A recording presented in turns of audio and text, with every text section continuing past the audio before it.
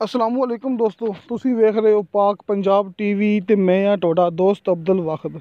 दोस्तों माशाल्लाह तुहाडे वास्ते एक इंतहाई सस्ता ये नौ कनाल दा 9 कनाल दा कमर्शियल प्लाट लैके हाजिर होया। उम्मीद करांगा तुहानू बड़ा पसंद आवेगा।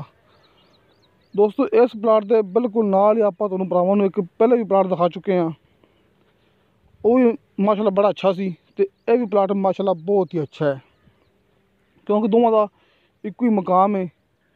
ज़िला रावलपिंडी, तहसील गुजर खान, चकवाल तो पौना घंटा, रावलपिंडी शहर तो भी पौना घंटा।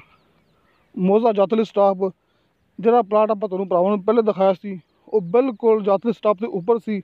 जरा ये प्लाट है ये थोड़ा जिहा अगे आके आ जाता है, तकरीबन कोई अद्धा किलोमीटर या 1 किलोमीटर उस प्लाट तो अगे आके आ जाता है। कहीं समझ लो कि दोवें प्लाट है करीब करीब ने। वो प्लाट 5 कनाल का सी ते जिहड़ा ये प्लाट है ये 9 कनाल का है। इस प्लाट का माशाल्लाह 150 फुट इस मेन रोड दे, इस डबल रोड दे, ये रावलपिंडी मेन रोड जिहड़ा कि डबल रोड भरावां दे सामने इहदे उत्ते इंदा 150 फुट फ्रंट है इस 9 कनाल प्लाट का।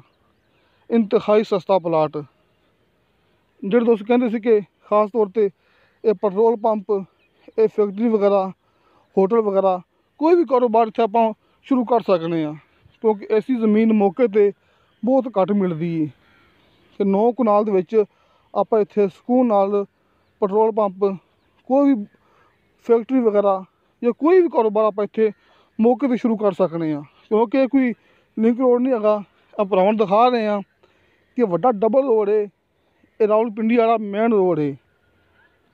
मौजा चकवाल शहर, मौजा सॉरी जातली स्टाप, जिहड़ा कि जातली स्टाप ये भी एक तरह का शहर बनया हुआ है, ये भरावां नू पता है।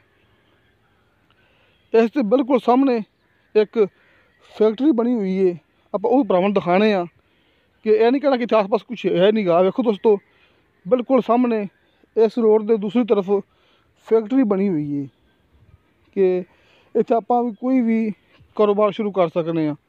बिजली गैस पानी मौके पर मौजूद है। इत्थे कोई सहूलत ऐसी नहीं हैगी जिहड़ी आपां नू मौके पर ना मिले। 100 फुट तो बाद शाह साहब का कहना है कि नीचे मीठा पानी आ जाता है, तो यह भी तुहानू भरावां नू पता है कि उस साइड ते शाह साहब काम करते हैं। ये चकवाल रावलपिंडी गुजर खान उस साइड ते शाह साहब काम करते हैं, जिहड़े कि आपां नू रकबियां दियां जो भी चीज़ होंदी है, कार प्लाट जमीन कमर्शियल जमीन आपां नू भेजदे ने। मैं शाह साहब का WhatsApp नंबर ते कॉल नंबर तुहानू भरावां नू दस के ते अपने YouTube चैनल ते अपलोड कर दिंदा हुन्ना। दोस्तों ये वीडियो आपां नू शाह साहब ने सेंड की है। शाह साहब मौके पर मौजूद ने, तुसीं इहदे बारे जो भी गलबात करनी है शाह साहब नाल, क्योंकि जेह्ड़ा दोस्त मौके पर मौजूद होंदा है उन्हें पता है, बेहतर पता होंदा है कि जगह किस तरह की है। क्योंकि मेरी रिहाइश भरावां नू पता है कि तहसील आरफ वाला, ज़िला पाकपतन, इस साइड आपां काम करने हैं। ज़िला बाबर नगर, ज़िला पाकपतन अपना इलाका है। ज़िला रावलपिंडी, ज़िला चकवाल ये शाह साहब का इलाका है। दोस्तों ये 9 कनाल का प्लाट जिनकी डिमांड पहले तरह 35 लाख रुपया पर कनाल। दोस्तों जरा आपां तुहानू पहले प्लाट दिखाया सी उनकी डिमांड भी इवें सी 35 लाख रुपया पर कनाल। फर्क सिर्फ इन्ना है कि वह 5 कनाल का सी ते ये 9 कनाल का है। इनकी डिमांड भी 35 लाख रुपया पर कनाल है, तो उनकी डिमांड भी 35 लाख रुपया पर कनाल सी। ये भरावां दे सामने माशाल्लाह प्लाट है कि बिजली मौके पर मौजूद है। ये गारंटी शाह साहब की कि नीचे मीठा पानी है, गैस मौके पर मौजूद है। बाकी दोस्तों एक बंदे के नाँ ते आपां नू प्लाट मुकम्मल मिलेगा। आपां नू विचों 1 कनाल 2 कनाल या अद्धा नहीं मिल सकता। एक बंदे के नाँ ते आपां नू 9 कनाल ये प्लाट मुकम्मल ही मिलेगा, जिंदी 35 लाख पर कनाल डिमांड है।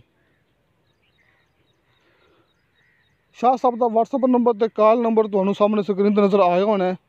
नैयर अब्बास शाह साहब 030854 601 0308 54 60 161। शाह साहब का WhatsApp नंबर ते कॉल नंबर। किसी दोस्त ने मेरे नाल गल करनी होवे तो भरावां नू पता है कि हर वीडियो की डिस्क्रिप्शन दे विच मेरा नंबर लग्या होंदा है, मेरा WhatsApp नंबर लग्या होंदा है।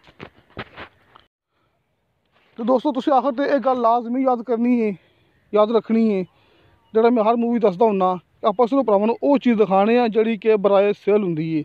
ਮੈਂ ਚਾਹੇ ਮੌਕੇ 'ਤੇ ਮੌਜੂਦ ਹੋਵਾਂ ਜਾਂ ਨਾ ਹੋਵਾਂ, ਲੇਕਿਨ ਵੀਡੀਓ ਮੈਂ ਉਹ ਅਪਲੋਡ ਕਰਨਾ ਜਿਹੜੀ ਕਿ ਬਰਾਏ ਸੇਲ ਹੁੰਦੀ ਏ। ਬਾਕੀ ਤੁਸੀਂ ਭਰਾਵਾਂ ਨੇ ਮੌਕੇ 'ਤੇ ਖੁਦ ਜਾ ਕੇ ਆਪਣੀ ਤਸੱਲੀ ਕਰਕੇ ਜ਼ਮੀਨ ਦੀ ਖਰੀਦੋ ਫਰੋਖਤ ਕਰਨੀ ਹੁੰਦੀ ਏ, ਜ਼ਮੀਨ ਲੈਣੀ ਹੁੰਦੀ ਏ, ਕਿਉਂਕਿ ਮੇਰੀ ਰਿਹਾਇਸ਼ ਹੈਗੀ ਪਾਕਪਤਨ ਦੀ।